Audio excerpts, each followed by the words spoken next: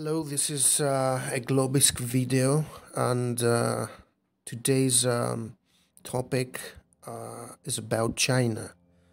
So, is China currently emerging as a major global power with ambitions characterized by imperialism or hegemony, or is it primarily a status quo force aiming to uphold the existing world order? So, in 2022, Russia's invasion of Ukraine posed a direct challenge to the dominant position of the United States, marking the first instance in 3 decades where a traditionally powerful nation with military capabilities challenged American influence. The Western imposition of sanctions has further strengthened the strategic alliance between Moscow and Beijing, given their existing cooperation as major Eurasian powers. Many observers perceive this geostrategic partnership as an effort to reshape global norms, establishing a geopolitical counterbalance to the Western world and advocating for a new, non-liberal international order. However, where does the ongoing discourse on China's strategic intentions within the international system currently center? From the century of humiliation spanning from 1839 to 1949, during which China experienced foreign interventions and influence that severely diminished its international standing, including interactions with Western powers, Russians and Japanese, to the establishment of the People's Republic of China in 1949, by the Chinese Communist Party (CCP) and its subsequent resurgence through the transition to a socialist market economy and social reforms under the leadership of Deng Xiaoping, and finally to the present ambitious leadership of Xi Jinping, China has successfully reclaimed its lost prestige. As the world's second largest economy and the second largest defense spender, China is unequivocally recognized as a major global power. During the Trump administration, it was officially designated as a strategic competitor, a policy stance that President Biden appears to be continuing.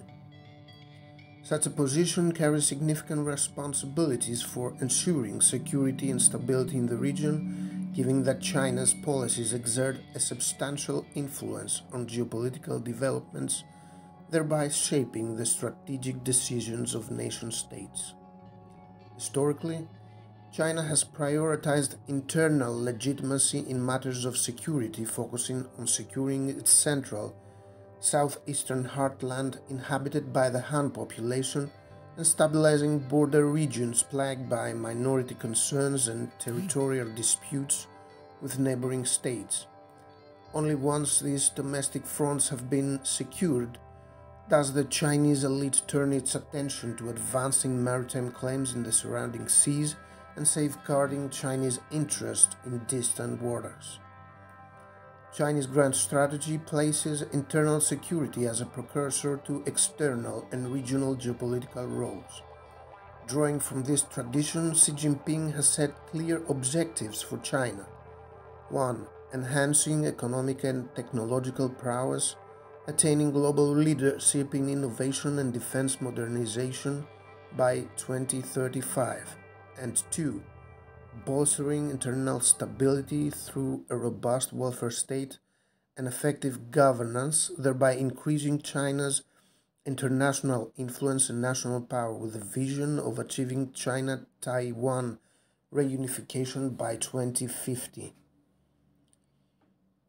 China's transition from a continental power to a continental naval power has already marked a substantial achievement as it seeks to attain a prominent position on the world stage while simultaneously testing the limits of liberal supranational institutions.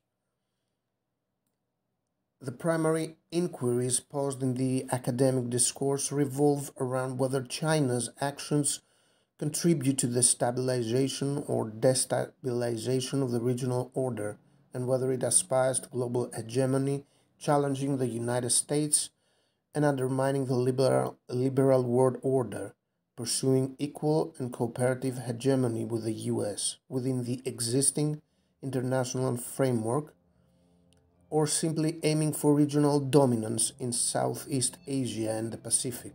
Additionally, scholars examine various other factors and aspects influencing the intensifying competition between the US and China.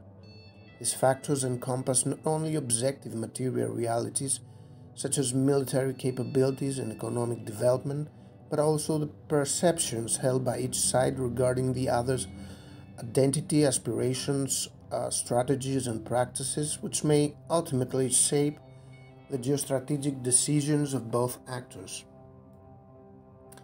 The Belt and Road Initiative, a prominent component of Xi Jinping's foreign policy since 2013, has the objective of creating a global infrastructure network and fostering economic integration among approximately 150 participating countries. It also serves as a tool for legitimizing the Chinese regime. The core priorities of the BRI encompass enhancing infrastructure connectivity, facilitating the movement of people, coordinating policies, promoting seamless trade, and achieving financial integration. Advocates of the BRI, which extends to regions like Latin America and China's economic diplomacy, argue that it can stimulate economic growth by facilitating trade and investment flows, fostering cooperation, and enhancing China's soft power through concepts such as win-win, joint development, and security. Conversely, critics highlight concerns regarding transparency, potential adverse environmental and economic consequences, including debt risks. Some also question whether the BRI could be used as a Trojan horse to challenge American hegemony and promote the Chinese socioeconomic model through cooperative anti-hegemonic policies, reduce multilateralism and interregionalism. While China may not attain superpower status akin to the United States, it is expected to achieve the status of a significant global power. From the perspective of the hegemonic class theory within the English School of International Relations, some scholars observe that although China has risen as a recognized material power on the international stage, it falls short in terms of consistently supporting multilateralism and other liberal norms, such as national sovereignty, economic development, and the avoidance of brute force. Moreover, China lacks a coherent normative vision to propose an alternative order that would garner legitimacy and the consent of other states. Its selective challenges to the regional order, including the militarization of the South China Sea and the use of coercive tactics, indicate a shift towards power politics rather than stability seeking, with an emphasis on dominance rather than negotiated hegemony. Similar concerns about China's ability to inspire an order based on shared interests and commonly accepted values through consensus are raised by others. Some highlight the conceptual confusion at the theoretical level, arguing that the world order should not be perceived solely as American-dominated, but as a complex system of multiple sectoral classes. Within this framework, China's reactions vary from strong support for certain aspects, for instance, international institutions, social welfare development, to moderate support for others, commercial and financial interests, and even challenges to some facets, let's say its political model and information management. An alternative perspective suggests that China is not fundamentally challenging the liberal order, but rather opposing externally imposed solutions. Instead, it emphasizes economic development over the dominance of democratic institution building and favors locally designed peace-building processes. Taking a realist approach, some scholars highlight the evolving trends in the international order, oscillating between multipolar cooperation and the emergence of distinct spheres of influence. They underscore that China's actions will play a pivotal role in shaping this new order. China's actions are prompting neighboring countries to form balancing alliances to safeguard the borders and sea lanes, and driving major economies to establish standards for investment, trade, and technology. These initiatives may discriminate against China. In contrast, others posit that historical experience suggests most countries will align with China to ensure regional stability and may not form alliances with the United States, contrary to balance of power advocates' expectations, rendering such a strategy ineffective. Drawing from the hegemonic stability theory within the context of the South China Sea antagonism, it's noted that China is increasingly asserting its authority through a combination of economic and diplomatic influence alongside its military capabilities. This behavior is seen as indicative of a move towards regional hegemonic stability enforced through coercive means. However, the question of whether the United States is declining and thus being replaced as the incumbent leader is complex and does not have a straightforward answer, with differing perspectives on this matter. Some scholars counter the notion of US decline using the same theoretical framework. In an effort to establish a healthy form of competition where cooperation on transnational challenges is a goal for Beijing, it's proposed that competition should be redirected away from military domains towards other areas such as space technology, cyberspace, and financial systems outside of SWIFT. Additionally, competition can manifest in differing models of governance, such as liberalism versus authoritarianism or state capitalism. It is suggested that the presence of the United States in Southeast Asia could be accommodated.